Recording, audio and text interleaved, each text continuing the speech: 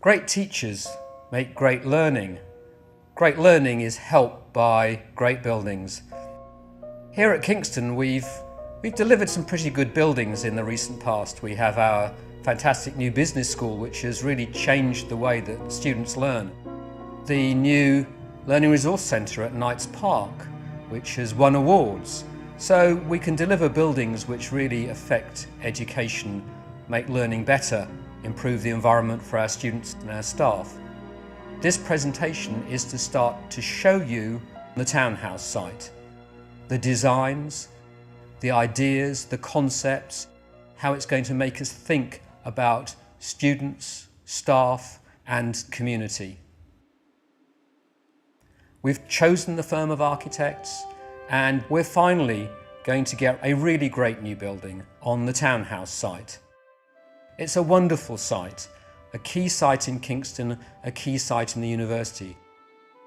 I think this really heralds a fantastic new future for Kingston and for the borough. I am looking forward to see the energy in that building. As a student, I'd be excited to go and study in that space. And I think this building embodies the vision that the university has in terms of its future, in terms of the provision that it wants to deliver to all of its future students. This new building is not a faculty building. It's a building which we hope will be the heart of the university, something that brings students from all the faculties to it, something that's a learning building and a social building.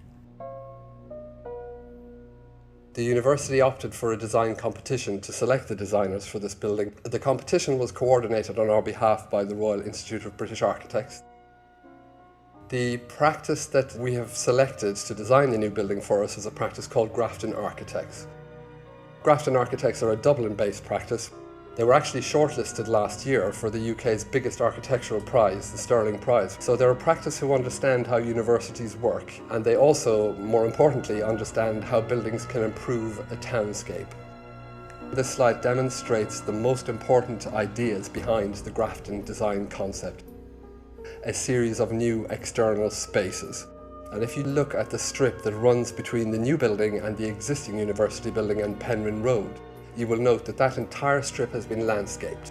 There's a really nice new east-west connecting street between the new building and the existing building. In addition to that, there's going to be a cafe on the ground floor of this building with a terrace onto Penrhyn Road, and that cafe will be there and available for local people to use whenever they want to. This building has permeable edges. There's a colonnade on two sides of this building, and what that means is that it breaks down the scale of the building. There's activity happening within the colonnade and the landscaping rises up through the colonnade. This helps to bring together the life of the town and the life of the building. The roofs of all of these volumes are sedum roofs or green roofs. Looking at this elevation, you will see the long landscape strip to the right with all of the trees, showing the new landscaping that's going to be provided in front of the university's main building.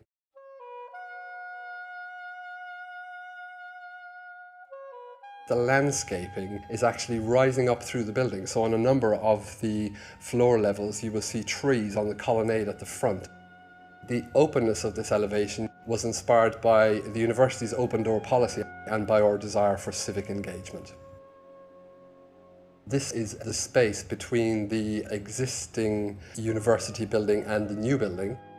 It does demonstrate this colonnade that I was talking about and the fact that as you move up through the levels of the building, there's a lot of exciting activity happening. The elevation is active and it's engaged. You never really get lost in this building. You can always look back and see where you've come from. There is a new auditorium in this building. Very importantly, it's going to be a resource that will be available for informal use and for civic gatherings. Perhaps a little unusually, you can see into the auditorium from first floor and second floor. The space that is to the front of the slide is student and public-facing space. The auditorium is shown in red on this slide, and support space is shown in grey, wrapping around the auditorium. The focus of this floor is on dance and performance with recording studios. All the spaces shown in yellow are about dance, performance and recording. This floor is predominantly flexible project space.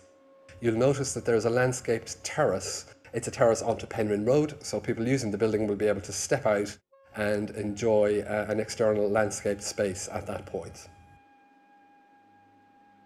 This is the first of the library stroke LRC floors, and the rest of the building from here on up is focusing on library space. The library is shown in blue on this drawing, with some support space shown in grey. From this level upwards, the building is beginning to step back away from Grove Crescent. There's a really nice new south-facing reading garden associated with the library or LRC. That reading garden looks onto the space between the new